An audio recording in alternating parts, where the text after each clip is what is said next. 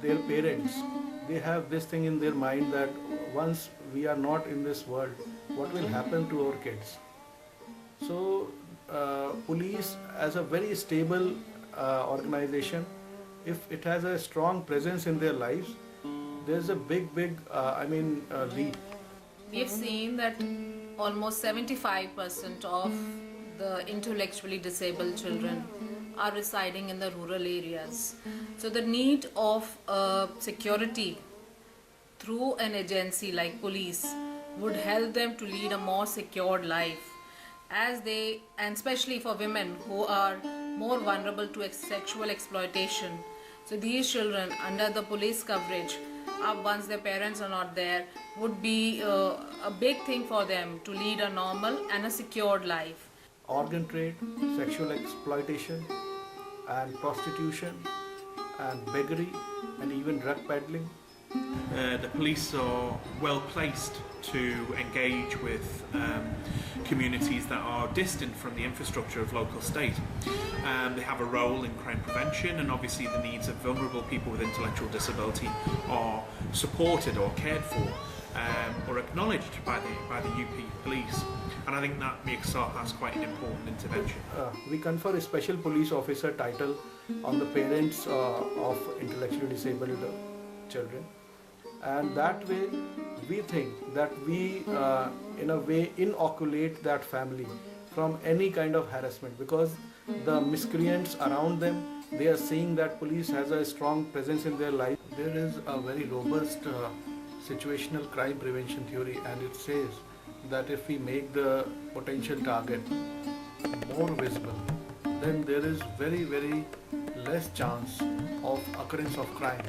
And that is what we are doing. We are making these invisible people more visible. Their parents, they will be mentally assured that yes, there's someone looking after us, and that is police. I think obviously Uttar Pradesh is a predominantly rural community, and therefore it has its own challenges in terms of distance, in terms of infrastructure. I think the main issues that you seem to have is distance and the lack of infrastructure. Where you may benefit from infrastructure programs in large cities or larger towns, you're not necessarily having those within the small villages in the Uttar Pradesh regions. So therefore your locus of responsibility then falls on individuals or professionals who are actually working directly into those villages, and obviously that's where the UP police seems to have that good role, that good opportunity. You see, it's a rural phenomenon, and the rate is very high. I mean, there are villages where it is as high as 70 ID people in a single village. That it is about reaching out, and you can only do that by going out to where people are. I think what you need to realise is that intellectual disability as a professional programme is only taught in the United Kingdom and Southern Ireland.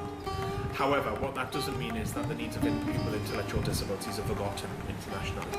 So therefore, what you need to look at or need to consider is how training that is given to rural health workers, nurses and other practitioners, health and education practitioners, are influenced by the needs of a populational group who are vulnerable within your community, but also have rights within your community to engage in health services, welfare services and education.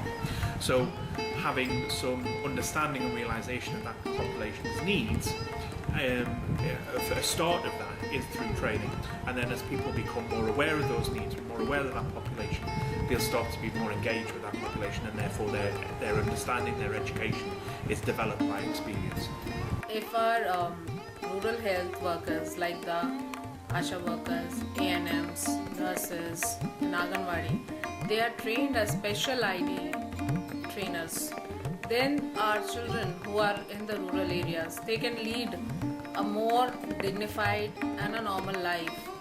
If our rural health workers, if they identify these cases right at the primary stage, then there won't be a problem of missing out developmental milestones, because early identification means early intervention and better treatment, better engagement. You will probably find that most programs of education, certainly in the UK, certainly in other countries, Australia, New Zealand, not necessarily will have lots around the needs of people with intellectual disability, but will have some, because there is that recognition that these are people who will require much more complex interventions than a normal person, than a person without a disability, sorry.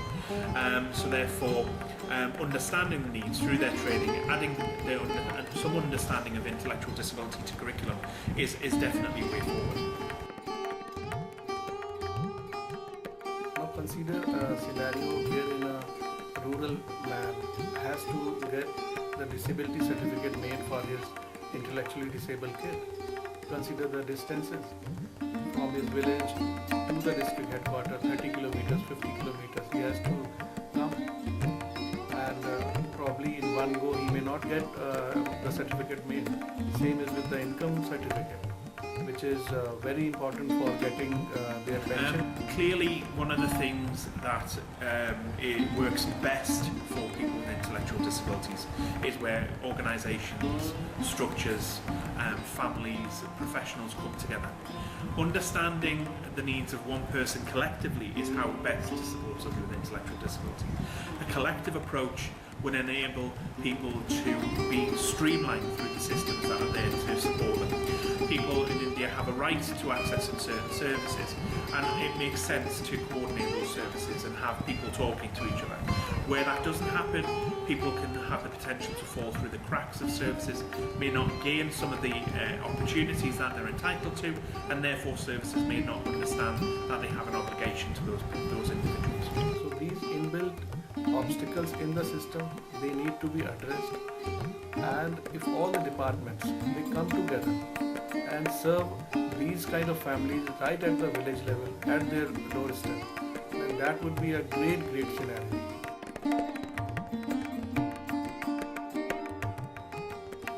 Even we have opened a small special school for such kids in a rural area of Moradabad.